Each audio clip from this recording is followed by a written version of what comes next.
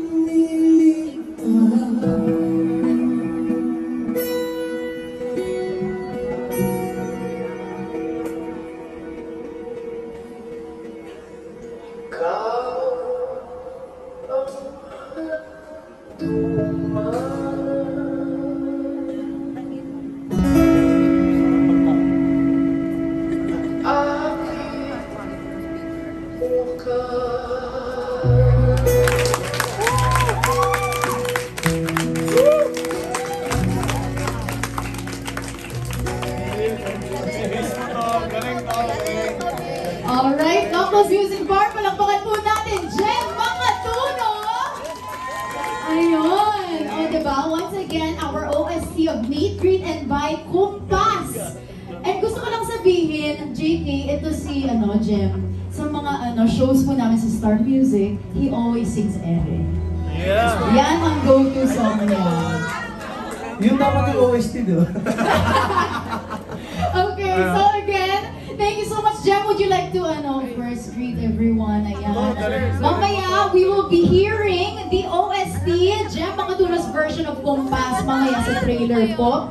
And of course, ito na, I know that we're all feeling emotions. Maraming fans or supporters na medyo naiiyak na. Ngayon pa lang, naiiyak na sila. And I think it's time, let's keep the emotions high. Message from our Facundos to all of you. Okay, starting things off with, siguro yung princess muna ng family. Jerry? Okay, go Belle. Titignan ka na. Sabi ko, kaya na magpapatawarin na muna. Hindi, pero grabe yung kanta, ramdam mo yan, emosyon. And I feel like it's the perfect OST for Meet, Greet, and Buy, syempre. And honestly, I just can't wait. I was talking to Inay just now, sabi ko sa kanya, nadala naman yung ugali ng characters namin, even after the shoot. And nakakatuwa, I feel like it's something na dadalhin namin forever. Yung pamilya Facundo, panghabang buhay siya. Yes, so, pagdalhin kayo ng pamilya namin. Maraming salamat po sa inyo. Thank you so much, Jerry or Belle. Dahil part kayo ng family guys, mamaya nasa GC na kayo. Yes! Okay, thank you so much. Ito naman, panganay, we have Kuya Tupe Piola Pascual. Yes, just like what Belinda said, such a beautiful family, something that we never expected to happen, but it did. And,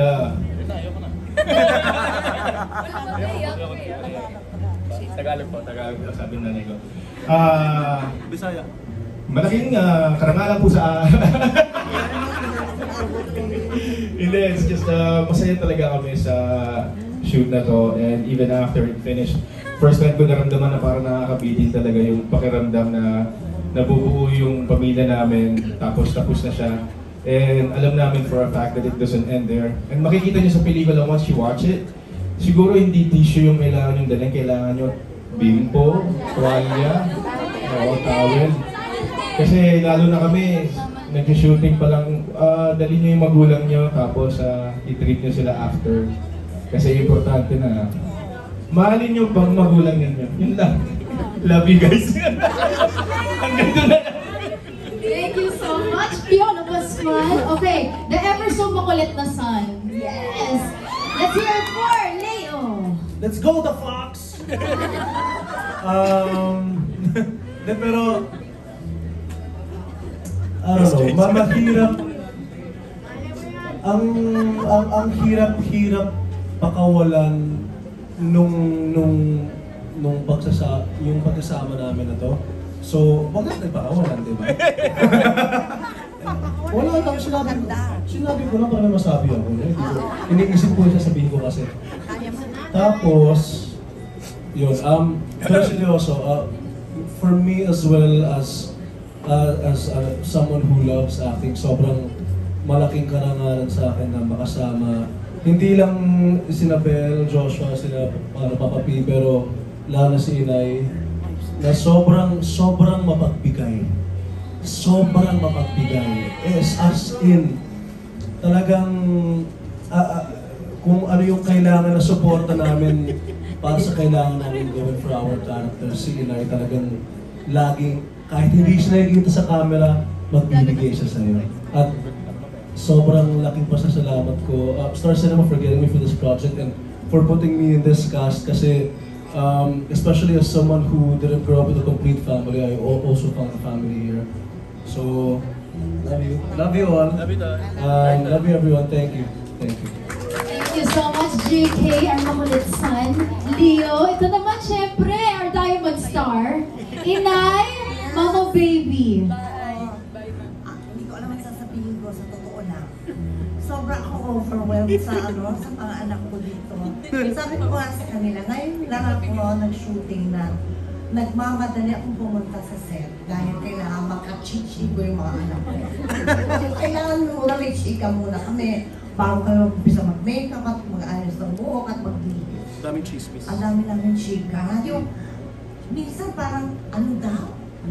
Sabi ng mga kaibigan, ano daw? Tapos Ano ba nakakatawa doon? Wala naman nakakatawa. Tawa sila ng tawa. Sabi ko, kaka, ba't sumasali? Hindi mo pala alam. Pero ganoon kami, kasaya. Sobrang saya talaga namin, hindi ko maintindihan. Sobra, itong mga batang to, naku, grabe ang mga storya nila sa buhay nila. Kaya, nakikiisa ako doon dahil grabe din ang storya ng buhay ko. Noon ba? Kagaya nila noon. Eh ngayon eh, ako yung nanay na nila. Hindi ba? Kaya lahat ng natutunan ko, sinishare ko sa mga bata ko. Dahil gusto ko mapadiretso ang life nila, hindi yung balong-balong ka. Kasi sobra ko silang love. Yun ang dahilan. Thank you so much, Inay. Grabe, kitang-kita talaga na naging family sila because of the film Meet, Greet, and Buy. Thank you so much to the Facundos for joining us today. Pero before we let you guys go, syempre, quick photo op muna.